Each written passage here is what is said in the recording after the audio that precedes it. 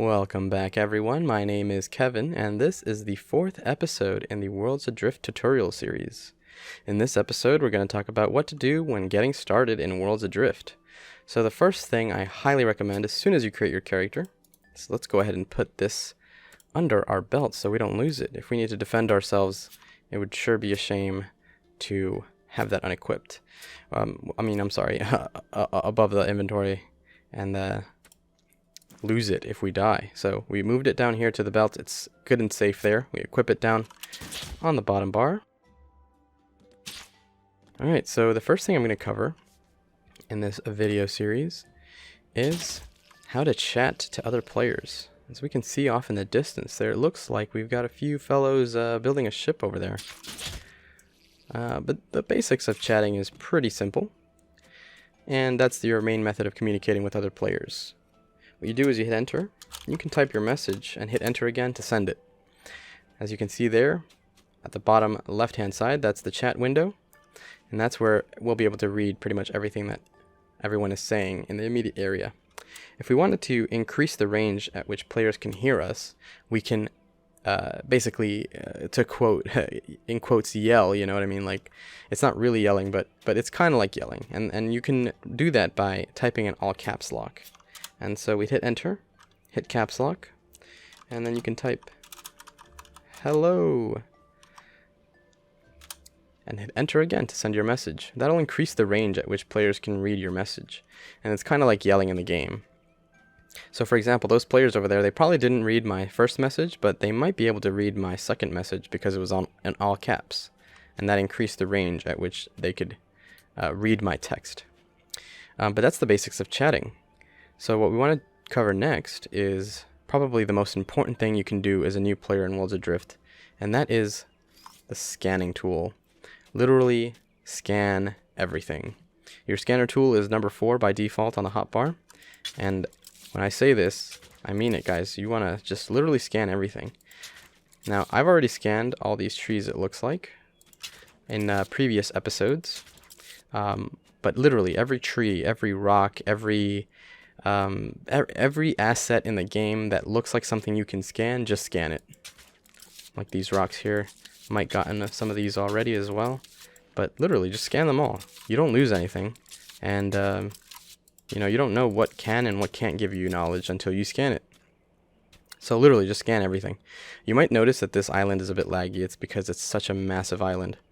As a matter of fact, we can actually find out who made this island and what zone we're in by scanning the island itself. So at the bottom right hand side, we can see island created by Malford and the biome wilderness. So that gives us some basic information about where we are. One of the things that you can find out about the island as well as scanning it, besides who created the island, is the biome. And the biomes are basically the tiers that we talk about, the 4 different tiers that the game is currently set up in. And so right now we're in the wilderness biome, that's tier 1. And we can move into tier 2, which is called the expanse. After that, we can move into tier 3, which is called remnants.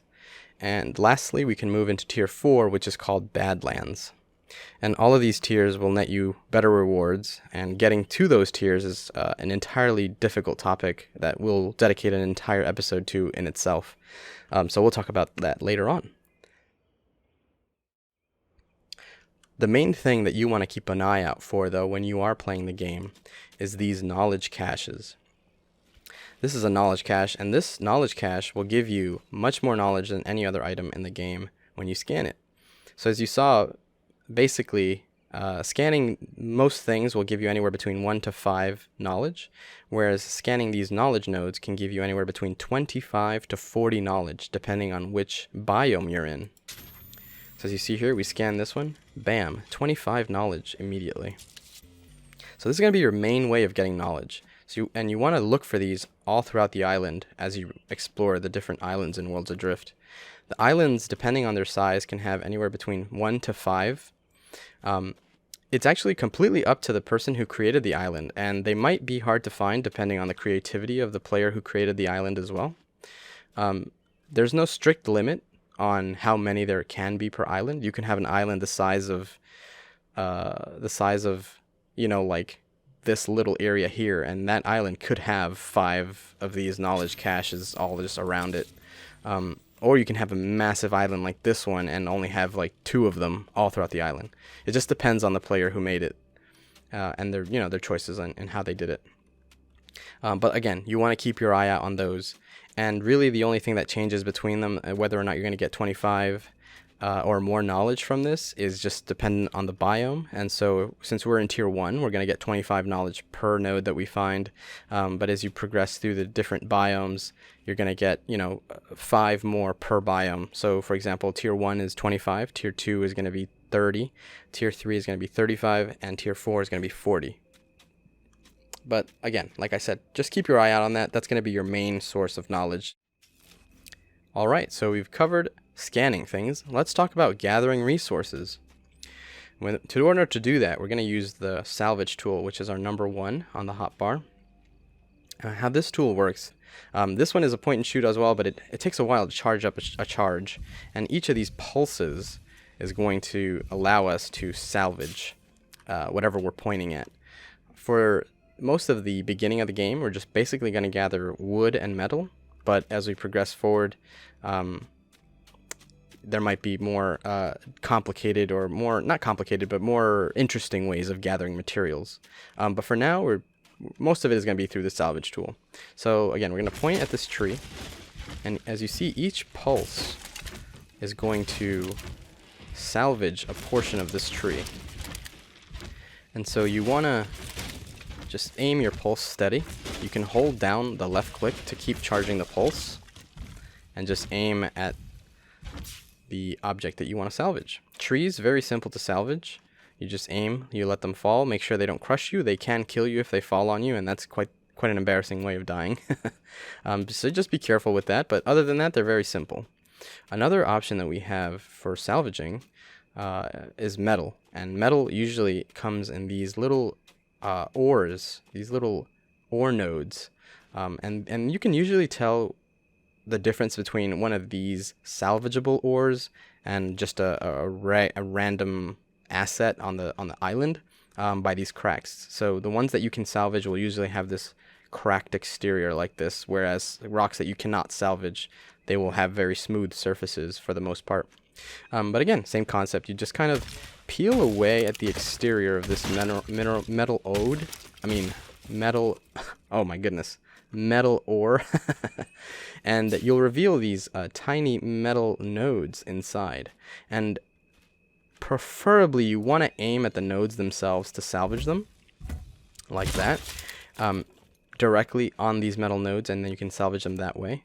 You can, as an option, you can bust up the core and have them all fly out like that. That's usually not recommended, just because they might go flying and fall off the island or wherever you might be salvaging. For example, right here on the side of this island, we can grapple off, and we can salvage this node here, which is hanging off the side. Obviously, though, we don't want to bust up the core too bad, because if this breaks apart, all those metal nodes are going to go flying down. And so you kind of have to carefully sort of peel away at the exterior with some precision. If we hit this too many times, it's going to bust up before we finish collecting all the pieces on it. And just like that, we got everything, I think. But I always like to kind of clear them out just to make sure. So that one looks like we got it all. Let's go ahead and get back up here. As you may have noticed, one of the things that I picked up in that metal node, which they're not in every metal node, but they have a chance to be in most of them, is this Atlas shard. And these Atlas shards are very important because this mysterious stone is what produces the lift in the objects that we make. Now another way, wow, look at this. Another way to to find materials in the game is obviously by finding either the remains of another player. So like this death bag here, looks like somebody died and dropped this stuff, so I'm going to take that. And another way is these chests. This is a player-made chest, and it looks like a player just dropped a bunch of materials in here. Tons of lead, tons of bronze, tons of iron. I mean, all this good stuff. Tons of tin. This is all metal that took somebody a long time to salvage. and they farmed it up and just basically left it here for us to use. So I'm going to go ahead and grab this and put it in our belt because we want to keep some of this stuff. Tin, very good. I like tin. Very useful metal. So we'll keep 1,000 of that on our belt. Actually, let's remove this iron. No. You know what? We'll prefer the iron. We'll talk about shipbuilding in a moment. So we'll definitely need all this stuff here. This will be very interesting for us to talk about. This, whoever left this stuff behind definitely did me a big favor. But yeah, that's a great way to also find materials. You don't always have to salvage. You can get your materials other ways by finding them or pirating them off other players. Just depends on how you wanna do it. Even berries here too. We don't need all these berries, but they're pretty nice to have. And berries are actually one of the easiest ways to heal your character. And we'll talk about healing characters in a moment. But that's another big topic. But berries, very useful. Metal, very useful for shipbuilding. Wood, not as useful as metal, but for the early game, wood is going to be important because a lot of ship parts that you build off at the very beginning you'll have to use wood. But as you progress, you'll probably only need metal after a certain point. Another point I want to make about the salvager tool as well is that if we take damage while using it, let's say for example I'm over here and let's just pretend like I'm salvaging something here, and let's say I take some fall damage while I'm salvaging. As you see there, it starts to spark red, and it doesn't let me use it until it recharges. So that's just an important note to be careful about when you're salvaging, is just don't take damage. If you do take damage, it will interrupt your pulse cycle. So let's talk about the food in the game. Food is your main method of healing yourself, and as we found earlier, these berries here, basically you just want to go ahead and equip it like a normal item, and you get berries from chopping down trees or finding them, as we talked about earlier. And once you find some berries, you just switch over to it, in this case our number 6, and we hold down the left mouse button. There you go, we ate the berry, and now as you can see our health is slowly ticking upwards. So berry is probably going to be your number one option. If you're in more intense situations, especially in PvP, you can actually kill these mantas over here and collect their meat. There's also thuntomite bugs here you can see off in the distance. You can kill those as well. They also drop a meat that you can salvage off their corpse. There's different recipes that you have to learn on how to cook these different types of meats, and there's different recipes in the game for different dishes as well. Again, these are all blueprints that you have to learn though, and you don't know any of these right off the bat. So if we see here in the multi-tool, we have no cooking category yet. So we have to find those blueprints in order to do that. But berries, very simple. You just chop down some trees, you get some berries, you equip the berry, and you eat it. That's it. So again, that's many options to heal, but definitely the easiest one overall is the berry. Another detail to note about berries is that they all heal in ticks over X amount of seconds. All the foods do. They all tick different amounts, and they all heal over a certain amount of seconds. Berries specifically will heal you for 40 total HP. Each tick is 1 HP, and it does this over a span of 40 seconds. So if you eat a berry, over 40 seconds, you're going to heal 40 HP, 1 HP per tick. And lastly, in regards to any food that you have, whether it's berries or any other kind of edible item, you can actually use that item while standing still. As you can see here, it loads up. You can also do it while hanging from some point. You can also see here that you can begin to load it up and consume it as well. You can do it while falling as well, but if you take damage, your loading will get interrupted. So for example, if I'm over here and I begin to load it, taking damage will reset it, but holding it down will keep it going. That's just a quick note as well. Alright, another thing to note about materials which we've gathered here You see as you hover over each of these, they all have a different quality about them, and they all have different descriptions. All of these metals will have their own weights associated to them and their own quality associated to them as well.